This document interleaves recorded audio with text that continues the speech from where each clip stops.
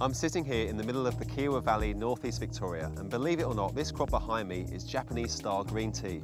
What's it doing here?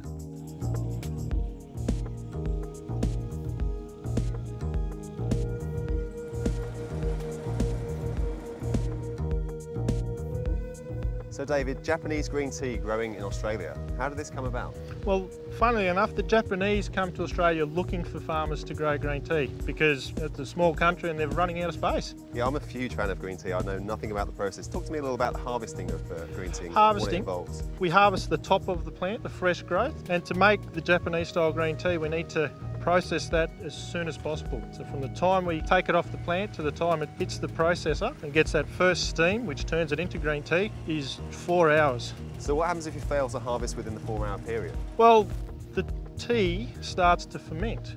Then the fermentation process turns the tea from a Japanese style green tea to oolong type tea, which is semi-fermented tea. Yeah. And if you let it go too long, it turns into black tea, which is fully fermented tea. But it all comes from the same plant.